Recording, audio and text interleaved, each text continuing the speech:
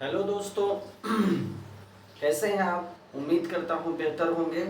स्वागत करता हूँ आपका मैं अपनी एक नई क्लास में, मॉडर्न हिस्ट्री की, आधुनिक भारत की एक नई क्लास में। और पूरी उम्मीद है दोस्तों कि आपकी पढ़ाई अच्छी चल रही होगी, क्योंकि एग्ज़ाम्स नज़दीक है और वीडियो से मदद ज़रूर मिल रही होगी मॉडर्न हिस्ट्री को समझने में। एक नए तरीके से शॉर्ट में जो है कहानी की तरह हम लोग पढ़ रहे हैं मॉडर्न हिस्ट्री, उस सरल तरीके से, ताकि इतिहास आप पे बोझ ना बने दोस्तों। तो मैं प्रयास कर रहा हूँ कि इतिहास की जो मुख्य बातें हैं, मॉडर्न हिस्ट्री की मुख्य बातें हैं, उससे संक्षेप में अच्छे से आपको समझ में आ जाए, इसके लिए हमारा पूरा प्रयास है। तो दोस्तों, आज की सीरीज में हम चल रहे हैं जो ब्रिटिश भारत पे जो है राज करते थे। तो ब्रिटिश शासन का जो है भारतीय अर्थव्यवस्था पे जो प्रभाव पड़ा, इसका पहला पार्ट हमने देख लिया था। आज हम उसके आगे चलेंगे दोस्तों। और पिछली क्लास में हमने जो भू राजस्व वसूली की व्यवस्था थी, उसमें एक व्यवस्था को देखा था। उसमें हमने दोस्तों ये इजारेदारी व्यवस्था देखी थी, और किस तरह जो है अस्थाई बंदोबस्त वाली व्यवस्था नहीं हुई थी दोस्तों, इजारेदारी वाली व्यवस्था हुई थी। ये थी इजारेदारी। इजारेदारी वाली व्यवस्था हो चुकी थी। इसमें क्या था, काफी शोषण होता था, और इसमें दोस्तों सबसे अधिक बोली लगाने वाले को ही जो है भूमि मिलती थी। एक व्यवस्था हम लोगों ने देख ली थी, मतलब भूमि ठेके पे दी जाती थी। तो इससे किसानों का बहुत शोषण हुआ, अधिक बोली लगाने वालों को भूमि मिलती थी। तो आज हम जो है भूमि व्यवस्था में भू राजस्व वसूली की दूसरी व्यवस्था की बात करेंगे, और देखेंगे कि कैसे जो है अंग्रेजों ने इसको लागू किया। इसके बाद और भी व्यवस्थाओं को हम आज ही की क्लास में देखेंगे। तो आइए दोस्तों, चलते हैं हम अपने टॉपिक पे। आइए उसको शुरू किया जाए। इजारेदारी हो चुकी थी। आज जो हम शुरू करेंगे दोस्तों, वो है स्थायी बंदोबस्त। स्थायी, यहां पर हम लिख लेते हैं भू राजस्व। भू राजस्व वसूली की प्रमुख प्रणालियां।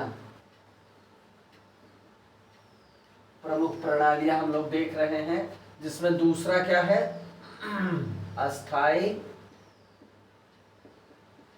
बंदोबस्त, या इसको कह सकते हैं इस्तमरारी। इस्तमरारी या जमींदारी व्यवस्था। जमींदारी व्यवस्था, इसको हम किसी भी नाम से बुला सकते हैं दोस्तों, चाहे इस्तमरारी बंदोबस्त कहा जाए, चाहे जमींदारी व्यवस्था कहा जाए, चाहे स्थायी बंदोबस्त कहा जाए, सब एक ही बातें हैं। ठीक है, चलिए अब इसके अंतर्गत जो हमको समझना है दोस्तों, 1793, ये जो है हमको सन याद रखना है। 1793। 1793 में क्या हुआ, लॉर्ड कॉर्नवालिस। लॉर्ड कॉर्नवालिस ने इस 10 साला व्यवस्था की नींव डाली। मतलब लॉर्ड कॉर्नवालिस इसके क्या थे, जन्मदाता थे, और ये प्रणाली 10 वर्षीय थी। ठीक है, 10 वर्षीय प्रणाली की इन्होंने नींव डाली। चलिए आगे देखते हैं दोस्तों। ये जो है ब्रिटिश भारत का कितना परसेंट हिस्सा कवर करती थी? ब्रिटिश भारत का लगभग 19% हिस्सा। 19% हिस्सा क्या था, प्रभावित था किससे, अस्थाई बंदोबस्त थे। मतलब 19% हिस्से पे इस्तमरारी या अस्थाई बंदोबस्त व्यवस्था लागू थी। कौन कौन सा वो इलाका था दोस्तों? बंगाल था, बिहार था, बिहार, उड़ीसा, और उत्तर प्रदेश का वाराणसी। उत्तर प्रदेश का वाराणसी क्षेत्र, बनारस कह सकते हैं, बनारस क्षेत्र, और कर्नाटक के कुछ हिस्से। कर्नाटक के कुछ हिस्से। यहाँ पर कौन सी व्यवस्था थी, ये बात ध्यान रखिएगा। कौन कौन से इलाके हैं, बंगाल है, बिहार है, उड़ीसा है और उत्तर प्रदेश का बनारस का क्षेत्र है और कर्नाटक के कुछ हिस्से हैं। मतलब कुल मिला के इन हिस्सों को मिला के 19% हिस्से पे ये स्थायी बंदोबस्त व्यवस्था लागू थी। क्लियर हुआ? चलिए ये बात आप समझ में आ गई आपको दोस्तों। इस व्यवस्था में क्या सिस्टम था ये हम समझेंगे। इसने क्या किया, जमींदार के एक नए वर्ग को भूमि का मालिक घोषित कर दिया। मतलब ये जमींदारी व्यवस्था थी, इसको जमींदारी व्यवस्था भी कहते हैं। तो इस व्यवस्था के अंतर्गत क्या हुआ, जमींदारों का एक नया वर्ग पैदा हो गया। जमींदारों का एक नया वर्ग, ठीक है, एक नया वर्ग उभरता है दोस्तों, ठीक है। और ये क्या होता है, भूस्वामी बनता है। क्या होता है ये, भूस्वामी ये हो जाता है। ये कौन होता है, भूस्वामी होता है। अब इसे कितना परसेंटेज कर देना होता है ये हमको देखना है। जो भूमि का लगान आएगा, भूमि का लगान आएगा उसका 10/11 हिस्सा जो है कंपनी को देना है। 10/11 हिस्सा ये किसको देंगे, कंपनी को देंगे। और 1/10 हिस्सा जो है, ठीक है, 1/11 हिस्सा ये रखेंगे अपने पास, अपने पास।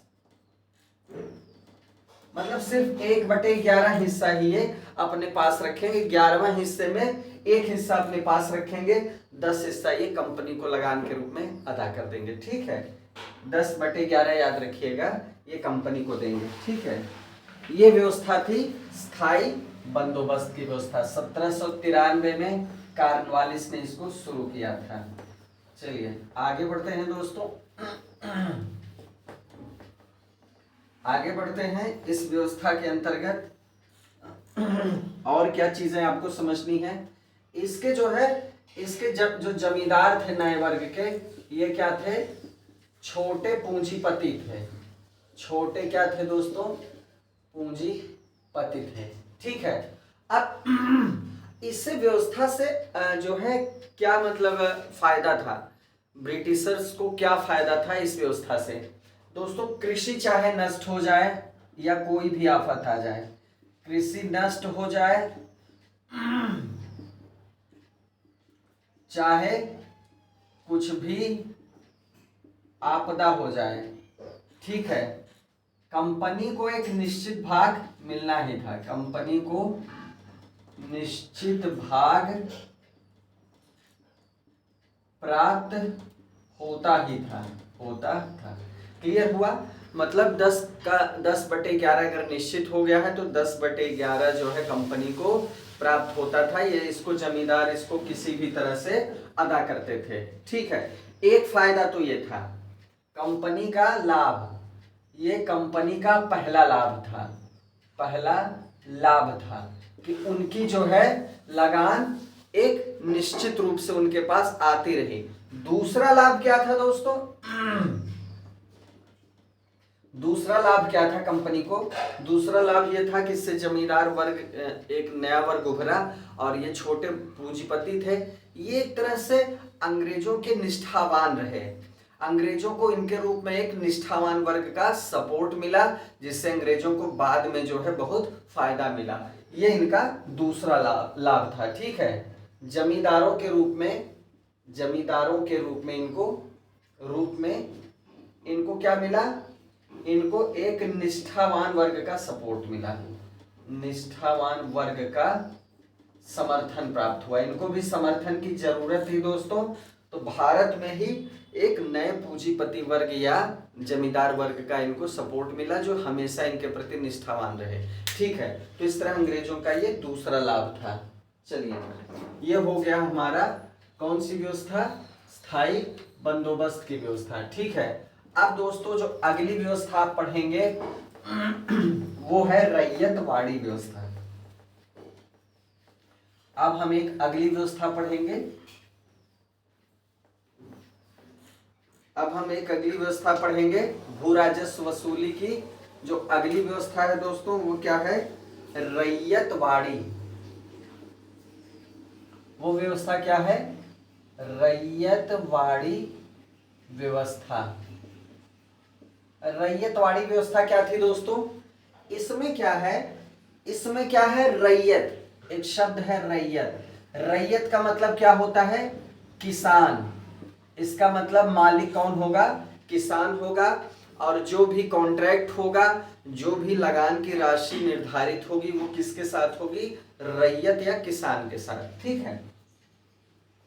जैसे इसके पहले की व्यवस्था में आपने देखा कि किसके साथ थी? जमींदारी व्यवस्था थी, तो जमींदार के साथ। अब यहाँ फिर से किसान जो है इसके मालिक होते हैं।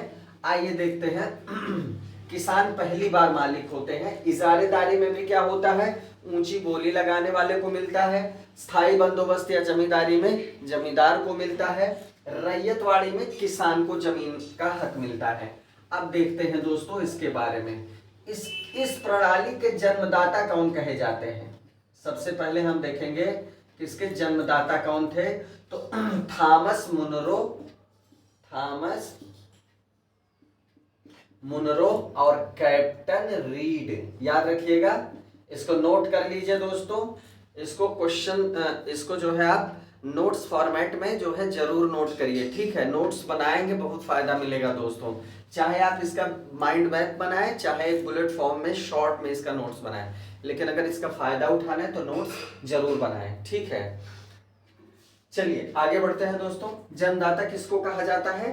थॉमस मुनरो और कैप्टन रीड को कहा जाता है। ठीक है। अब देखिए दोस्तों, 1792 की बात है। 1792 की बात है। कैप्टन रीड जो है के प्रयास से तमिलनाडु के 12 महल,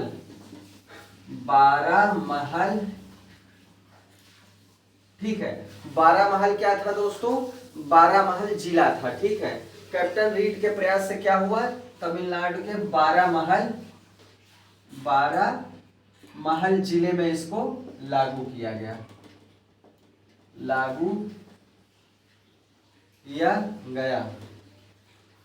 प्रयास से सर्वप्रथम इस प्रणाली को सर्वप्रथम कैप्टन रीड के प्रयासों से तमिलनाडु के 12 महल जिले में लागू किया गया। 1792 की बात है। ठीक है। चलिए, एक चीज ये हो गई। अब इसके बाद कहां कहां लागू हुआ? मद्रास में, फिर कहां? बंबई में कुछ हिस्सों में, बंबई के कुछ हिस्सों में, बंबई के कुछ हिस्सों में, पूर्वी बंगाल में, असम में कुर्ग। ये कुर्ग क्या था दोस्तों? कर्नाटक का, आधुनिक कर्नाटक का कुछ हिस्सा। ठीक है, कर्नाटक का एक भाग है कुर्ग। ठीक है, एक भाग जो आधुनिक कर्नाटक है उसका एक ये क्या है? भाग है। यहां भी ये लागू किया गया। मतलब कहां कहां?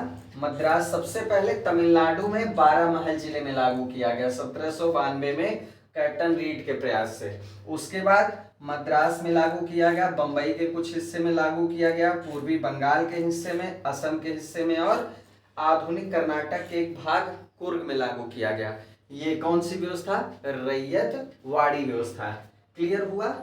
चलिए और चीजें समझते हैं इसमें। रैयतवाड़ी में सब लिखते चलिए दोस्तों, नोट्स बनाते चलिए। चलिए आगे देखते हैं इसमें। इसमें जो आगे आपको समझना है कि यह व्यवस्था ब्रिटिश भारत के कितने, लगभग 51, मतलब काफी क्षेत्र पर लागू थी। 51% भाग पर लागू थी। इसके पहले की जो स्थायी बंदोबस्त व्यवस्था थी वो केवल 19% ब्रिटिश भारत पे लागू थी, और ये कितने भाग पे लागू थी? 51% पे। मतलब काफी ज्यादा ये प्रचलित व्यवस्था थी। ठीक है, एक बात ये क्लियर हुई। इसमें क्या था दोस्तों? आपको पहले ही बता चुका हूं। रैयतों को मतलब किसानों को मालिकाना हक, मालिकाना हक और कब्जेदारी, मतलब उनको मालिकाना हक भी प्राप्त था और कब्जेदारी भी प्राप्त थी। और क्या करते थे ये, यही किसान प्रत्यक्ष रूप से व्यक्तिगत, मतलब सीधे तौर पे दोस्तों क्या करते थे, सरकार को भू राजस्व भुगतान करने के लिए उत्तरदायी थे। सरकार को, मतलब कोई बिचौलिया नहीं था, सरकार को सीधे भुगतान, भू राजस्व का भुगतान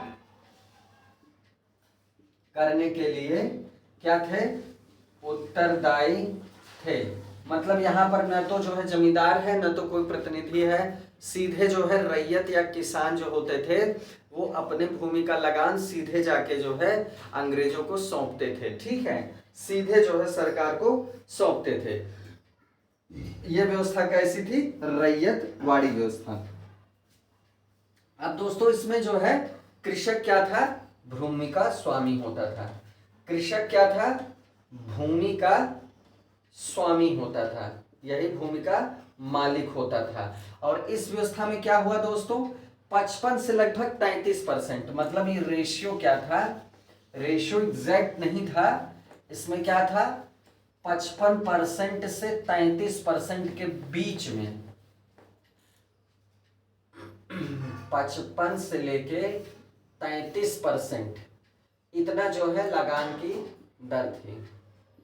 लगान की क्या थी, दर थी, जिसको चुकाना पड़ता था किसानों को। ठीक है, तो ये हो गई दोस्तों रैयतवाड़ी व्यवस्था। लगान की वसूली जो है बहुत कठोरता से की जाती थी। लगान की जो वसूली थी बहुत कठोरता से होती थी।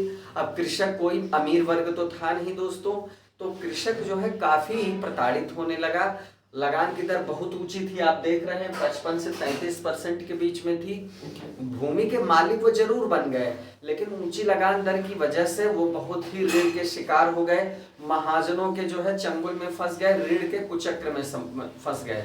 महाजनों से ऋण लेते थे और उसके बाद ऋण के ब्याज को चुकाने के लिए ऋण लेते थे और इस कुचक्र में वो फंस जाते थे। तो इस व्यवस्था से भी उनका बहुत शोषण हुआ दोस्तों और बहुत बुरी तरह से उनकी व्यवस्था प्रभावित हुई रैयतवाड़ी से। ठीक है, रैयतवाड़ी व्यवस्था से उनको बहुत नुकसान हुआ।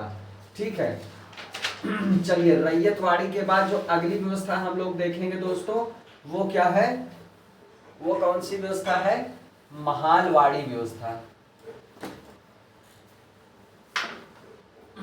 आइए देखते हैं इसके आगे जो एक व्यवस्था है वो कौन सी है।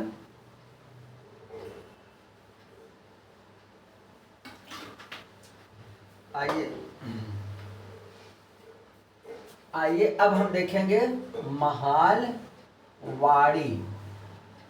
महालवाड़ी व्यवस्था। ये महालवाड़ी व्यवस्था क्या है दोस्तों, मतलब महाल का मतलब होता है एक जो है जागीर। क्या होता है, महाल, ये शब्द बना है महाल से, तो ये जागीर का एक भाग होता है। ठीक है, महाल क्या होता है, जागीर का एक भाग होता है। तो इस व्यवस्था में मोटे तौर पे आप समझिए क्या होता था, जागीर का एक भाग है, एक संयुक्त रूप से इसमें क्या होता था, इसमें जो है पूरे गांव या महाल क्षेत्र से समझौता किया जाता था, या तो जिसको आप सरपंच कहते हैं, प्रधान या सरपंच से या किसी प्रतिनिधि से जो है ब्रिटिश क्या करते थे, अंग्रेज क्या करते थे, कॉन्ट्रैक्ट करते थे। वो जिम्मेदार होता था सामूहिक रूप से कृषि लगान व्यवस्था को पे करने के लिए या देने के लिए। ये मतलब जैसे ऐसा समझिए कि कोई गांव है, गांव के हर किसान से हमको कॉन्ट्रैक्ट नहीं करना है, अंग्रेजों को कॉन्ट्रैक्ट नहीं करना है, अंग्रेजों को सिर्फ सरपंच से कॉन्ट्रैक्ट करना है। सरपंच सारे किसानों से, गांव के निवासियों से लगान कलेक्ट करेगा और अंग्रेजों को अदा करेगा। इस तरह की व्यवस्था थी। तो जागीर का एक भाग, चाहे महाल हो चाहे वो ग्राम हो, इन जगह से एक प्रतिनिधि के साथ जो है अंग्रेजों की भू राजस्व व्यवस्था का कॉन्ट्रैक्ट था। ये बात समझ में आई। तो इसमें आप समझिए कि ये जो है रैयतवाड़ी भी फेल हो गई, स्थायी बंदोबस्त भी फेल हो गया। तो तब अंग्रेजों ने कौन सी व्यवस्था लाई, महालवाड़ी व्यवस्था। तो तो महाल का मतलब होता है जागीर का एक भाग। तो इसमें जो है भू राजस्व व्यवस्था जो थी, भू राजस्व व्यवस्था वो कृषक के साथ नहीं बल्कि किसके साथ दोस्तों, ये किसके साथ होती थी व्यवस्था, कृषक के साथ नहीं होती थी, ठीक है, ये होती थी किसके साथ, प्रत्येक ग्राम या महाल के साथ, मतलब उसके प्रतिनिधियों के साथ। क्लियर हुआ। इसमें क्या होता था कि गांव के लोग मुखिया या जनप्रतिनिधियों के माध्यम से एक निर्धारित समय के अंदर जो है क्या करते थे, जिम्मेदारी अपने ऊपर ले लेते थे। मतलब गांव हो या महाल हो, यहां से क्या होता था, कोई मुखिया होता था या प्रतिनिधि होता था, ये जिम्मेदारी लेते थे कि क्या करेंगे, हम एक निश्चित समय में जो भी लगान निश्चित है उसको जिम्मेदारी के साथ हम पे कर देंगे। ये व्यवस्था महाल वाली व्यवस्था थी। क्लियर हुआ। चलिए आइए आगे देखते हैं। इसमें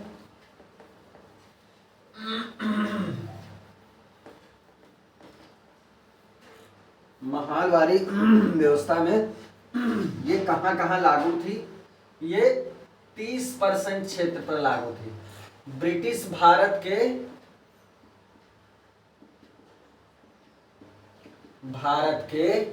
30% क्षेत्र पर यह महालवाड़ी व्यवस्था लागू थी। क्लियर हुआ। अब दोस्तों आपको क्या समझना है कि कहां कहां ये लागू थी, महालवाड़ी व्यवस्था 30% कहां कहां लागू थी। एक तो उत्तर प्रदेश में लागू थी, मध्य प्रांत में लागू थी, पंजाब में लागू थी दोस्तों, लेकिन कुछ परिवर्तनों के साथ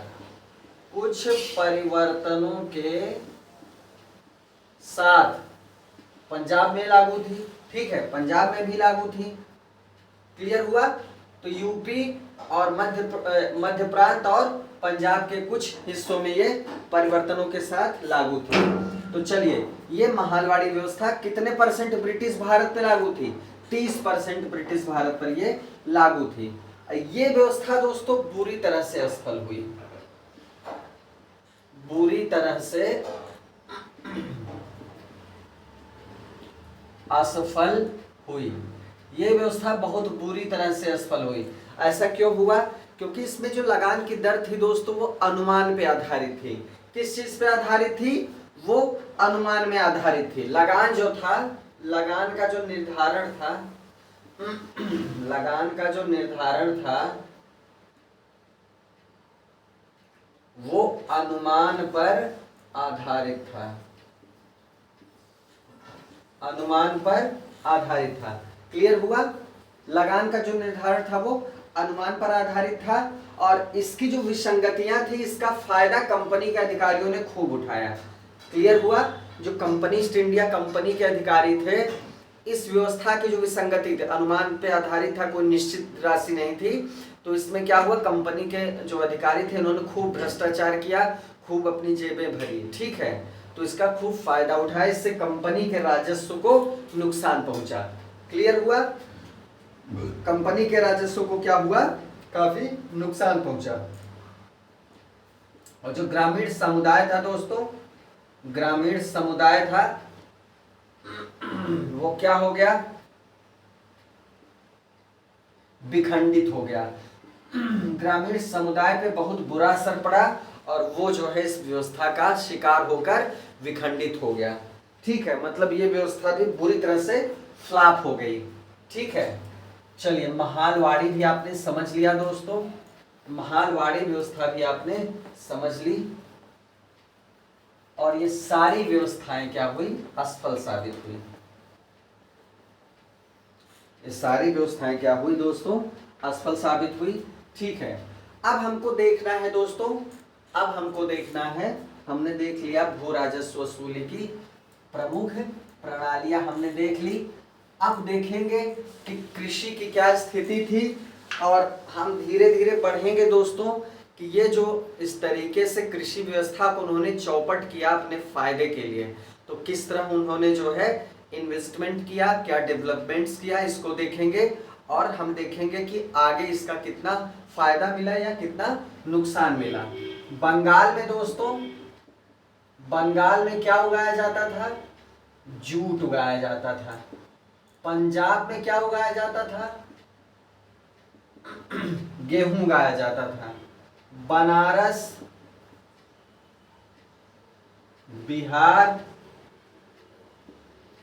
बंगाल, इन तीनों जगह क्या होता था? मध्य भारत, मध्य भारत। तो यहां पर दोस्तों क्या होता था? बनारस, बिहार, बंगाल और मध्य भारत में पोस्ते के लिए अंग्रेज क्या करते थे? अफीम की खेती करवाते थे। क्या करवाते थे? अफीम। पोस्ता जो होता है दोस्तों वो अफीम से, अफीम का एक पार्ट होता है, अफीम का जो पौधा होता है उसका जो है एक हिस्सा होता है पोस्ता। तो अगर पोस्ते का उत्पादन करना है तो अफीम की खेती करनी पड़ेगी। तो ये बनारस, बिहार, बंगाल और इस तरह क्या होता था दोस्तों, इस तरह कंपनी जो है अपने फायदे के लिए खेती जो है करवाती थी। उसको सिर्फ अपना फायदा दिखता था, न कि भारतीय किसानों का। चलिए दोस्तों आगे देखते हैं हम कि जो है अकाल, आप जानते हैं इस बीच जो है बहुत भयानक दुर्भिक्ष या अकाल पड़े। ठीक है, तो दोस्तों जब कंपनी का शासन था भारत पे, जब कंपनी का शासन था उससे पहले, कंपनी के शासन के पूर्व, इसके पूर्व भी अकाल पड़ा। शासन के पूर्व, कंपनी के शासन के पूर्व जब भारत में अकाल पड़ा तो उसका कारण क्या था? धन का अभाव नहीं था, धन का अभाव नहीं था। इसका कारण क्या था दोस्तों? इसका क्या कारण था? यातायात के साधनों का अभाव, यातायात के साधनों का अभाव। मतलब एक जगह से दूसरी जगह जाना जो है बहुत ही मुश्किल था या संभव तरह का था। आप समझिए, मतलब कि आज क्या है दोस्तों, आज अगर किसी जगह विपदा है तो यहाँ से बहुत आसानी से माइग्रेशन हो सकता है उन स्थानों पे जो सुरक्षित हैं या जीवन के अनुकूल हैं। लेकिन उस समय जब यातायात के साधन विकसित नहीं थे तो उस समय ये बहुत बड़ी परेशानी थी कि लोग कितना माइग्रेट करेंगे, कैसे माइग्रेट करेंगे, सारी व्यवस्था के साथ वो कैसे जाएंगे। आज तो आप अपने सामान के साथ और सारे परिवार और चीज़ों के साथ कहीं भी माइग्रेट कर सकते हैं। ठीक है, तो यातायात के साधनों का अभाव जो है ये मुख्य कारण था कंपनी के शासन के पूर्व काल का। लेकिन दोस्तों जब कंपनी का शासन हुआ तो जो औपनिवेशिक काल था, जो औपनिवेशिक काल था दोस्तों, औपनिवेशिक काल में जब अकाल पड़ा तो इसके लिए क्या जिम्मेदार था? ब्रिटिश की औद्योगिक और ब्रिटिश की औद्योगिक और कृषि नीतियां। वो कैसे? अभी हमने देखा फसलों को दोस्तों क्या क्या चीजें उगाई जाती थी। तो पहले दोस्तों भारत में खाद्यान्न उगाए जाते थे जिससे खाने पीने की कोई कमी नहीं होती थी। बाद में किसानों का दोहन करके अंग्रेजों ने क्या किया, कंपनी की ने क्या किया, उन फसलों को उगाने के लिए प्रेरित किया या उन फसलों को उगाने लगे वो जो उनको कच्चे माल के रूप में जो है काम का था। इसको इनको जो है ब्रिटेन भेजना था जिससे वो अपने औद्योगिकरण को जो है मजबूती दे सकें। तो कहने का मतलब जैसे नील, जैसे पोस्ता, तो इस तरह आपने देखा कि इस पोस्ते के लिए वो अफीम की खेती करवाते थे। तो खेती की इस व्यवस्था की वजह से, इस कृषि नीतियों की व्यवस्था से, या जो है आपने भू राजस्व की व्यवस्थाओं को देखा कि सारी व्यवस्थाएं फेल हो गई और अंततः उन्होंने किसानों का नुकसान ही किया। इस व्यवस्था के आधार पे क्या हुआ दोस्तों? अकाल पड़े, दुर्भिक्ष पड़े और जनमानस पे बहुत बुरा असर पड़ा। ठीक है, ये कारण था जो है इनका, ब्रिटिश औद्योगिक और कृषि नीतियों का कारण था। ठीक है, उसके बाद जो अकाल पड़े इनका। ठीक है, अब देखिए दोस्तों अब हमें क्या समझना है। ठीक है, 1813 का एक काल है। 1813 में क्या हुआ? ब्रिटेन में एक नया वर्ग उभरा, ब्रिटेन में एक नया व्यापार वर्ग जो है उभरा, एक नया व्यापार वर्ग उभरा। क्लियर हुआ? नया व्यापार वर्ग उभरता है दोस्तों। कंपनी का जो है व्यापारिक एकाधिकार खत्म होता है। इसी समय क्या होता है, कंपनी, ईस्ट इंडिया कंपनी का व्यापारिक एकाधिकार क्या होता है, खत्म होता है। ठीक है, व्यापारिक एकाधिकार खत्म होता है और इसी के साथ क्या होता है, ब्रिटेन में एक नया व्यापारी वर्ग उत्पन्न होता है। ठीक है, और उसके बाद क्या हुआ, भारत के लिए मुक्त व्यापार का द्वार खोल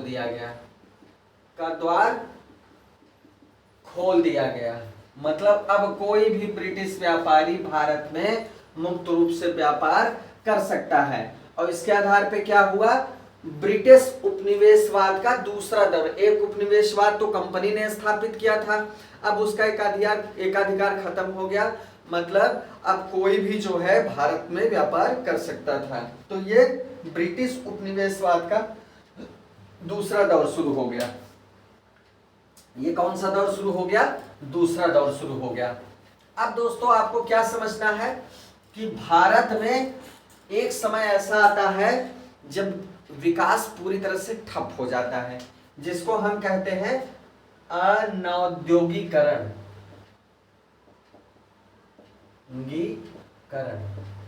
मतलब औद्योगिकरण मतलब होता है जब उद्योग धंधे विकसित हो, उद्योग चरम सीमा पर हो। लेकिन अनौद्योगिकरण मतलब होता है जब वो पतन की अवस्था में हो। ये काल है दोस्तों 1800 से 1850 के बीच। 1800 से 1850 के बीच का जो समय है दोस्तों, वो क्या है, अनौद्योगिकरण या विऔद्योगिकरण। विऔद्योगिकरण या अनौद्योगिकरण। क्लियर हुआ? अब ब्रिटेन यहां तो औद्योगिक क्रांति से गुजर रहा है। ब्रिटेन यहां से ले जाए हुए कच्चे माल या यहां से जो धन वो वसूल करके लेके जा रहा है, उससे वो क्या कर रहा है, अपने उद्योग धंधों का विकास कर रहा है, औद्योगिकरण कर रहा है, नए नए आविष्कारों पर धन खर्च कर रहा है, नई नई मशीनों पर धन खर्च कर रहा है। और उसी तरह यहाँ पर ब्रिटेन तो औद्योगिकरण कर रहा है। ब्रिटेन क्या कर रहा है, औद्योगिकरण। और भारत क्या है, भारत में ये स्थिति है अनौद्योगिकरण की, या भारत क्या है, औद्योगिक पतन के दौर से गुजर रहा है, औद्योगिक पतन के दौर से गुजर रहा है। ये समय है दोस्तों 1800 से 1850 के बीच का। ठीक है, क्लियर हुआ? चलिए अब दोस्तों देखिए ब्रिटेन ने फिर क्या किया। ठीक है, अंग्रेजों ने क्या किया, 1860 के बाद क्या हुआ, बड़े पैमाने पर पूंजी निवेश करना शुरू किया। बड़े पैमाने पर जब उनके पास पूंजी इकट्ठा हो गई, औद्योगिकरण चरम सीमा पे पहुंच गया, तो उन्होंने बड़े पैमाने पर भारत में पूंजी निवेश शुरू किया। ये स्थिति है 1860 के बाद। 1860 के बाद जो है क्या करते हैं, पूंजी निवेश करते हैं किन किन चीजों में दोस्तों, सरकार को ऋण देते हैं। दूसरा क्या, रेल निर्माण के लिए धन का निवेश करना, सिंचाई परियोजनाएं,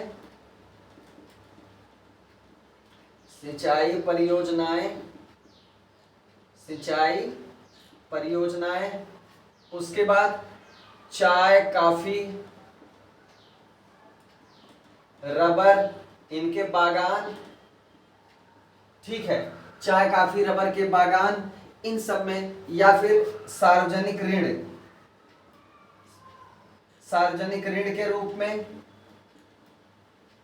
मतलब ब्रिटेन या अंग्रेजों ने क्या किया, पूंजी निवेश करना शुरू किया किन किन क्षेत्रों में, भारत सरकार को ऋण देना शुरू किया, रेल निर्माण में व्यय किया, सिंचाई परियोजनाएं शुरू करवाई, चाय, कॉफी, रबर के बागान खुलवाए, कंपनियां खुलवाई, सार्वजनिक ऋण के रूप में यहाँ पर पूंजी का निवेश किया। और सबसे महत्वपूर्ण किसमें किया? रेल निर्माण में। रेल निर्माण में पूंजी का निवेश किया। ठीक है, इसका नियम था दोस्तों कि यहां पर जो है सरकार क्या करती थी, ब्रिटेन में कोई ब्रिटेन का पूंजीपति अगर भारत में जो रेल निर्माण हो रहा था इस कार्य में अपनी पूंजी लगाता था, इन्वेस्टमेंट करता था, तो सरकार उसे 5% ब्याज की गारंटी देती थी, कि गारंटी देती थी। मतलब मान के चलिए कि अंग्रेज यहां पर रेल निर्माण करा रहे हैं, ब्रिटेन का कोई पूंजीपति जो है अगर इसमें जो है इन्वेस्ट करना चाहता है, निवेश करना चाहता है, तो रेल निर्माण में जो वो निवेश करेगा, मान लीजिए उसने 1 करोड़ निवेश किया, तो 1 करोड़ का 5% ब्याज की गारंटी भारत सरकार देती थी, कि इस आधार पे अंग्रेज देते थे कि 5% ब्याज आपको मिलेगा। तो एक तरह से इसमें काफी निवेश हुआ दोस्तों। ठीक है, अब इसका मुख्य उद्देश्य क्या था? रेल निर्माण का मुख्य उद्देश्य हम पढ़ चुके हैं कि जो कच्चा माल था, कच्चे माल की जो है, जो भारत के आंतरिक भाग थे, जो भारत के आंतरिक भाग थे, वहां जब रेल मार्ग का विकास हो गया तो वहां से कच्चे माल को बंदरगाहों तक पहुंचाना, बंदरगाह से फिर एक्सपोर्ट होता था, विदेश जाता था, इंग्लैंड जाता था, तो वहां तक पहुंचाने की जिम्मेदारी रेल की थी। इसीलिए रेल को अंदर तक बिछाया गया, आंतरिक भागों तक उसको बिछाया गया। बात समझ में आई दोस्तों? अंदर आंतरिक भागों से बंदरगाह तक जो है उसका अच्छे से पहुंचना। ठीक है, इसीलिए रेल निर्माण किया गया। दूसरा काम एक ये भी था कि आपात स्थिति में मान लीजिए अगर विद्रोह होता है कहीं पर, तो विद्रोह को जो है कुशलता पूर्वक और तत्परता से दमन करना, रेल मार्ग से ही ये संभव हो सकता था। लेकिन पहला उद्देश्य काफी ज्यादा महत्वपूर्ण था। अब दोस्तों इसी क्रम में अंग्रेजों ने क्या किया, बंगाल के सिरसा में, बंगाल के सिरसा में, ये 1855 की बात है, 1855 में क्या किया, प्रथम जूट मिल स्थापित की, प्रथम जूट मिल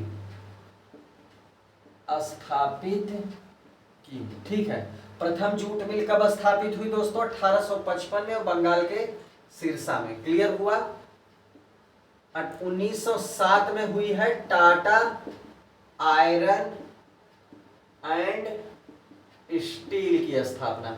मतलब अब देखिए उद्योग धंधे स्थापित हो रहे हैं, भारत में पूंजी का निवेश हो रहा है, और टाटा आयरन स्टील ये सब कौन से उद्योग थे दोस्तों? आधारभूत उद्योग। आधारभूत उद्योगों से क्या होता है, आधारभूत उद्योग जो होते हैं ये बहुत सारे और अन्य उद्योगों की क्या होते हैं, रीढ़ होते हैं। ठीक है, तो टाटा आयरन स्टील ये सब क्या थे, जो है आधारभूत उद्योग थे। 1907 में इसकी स्थापना हुई। तो इस तरह दोस्तों ये टॉपिक उपनिवेशवाद का कंप्लीट हो गया।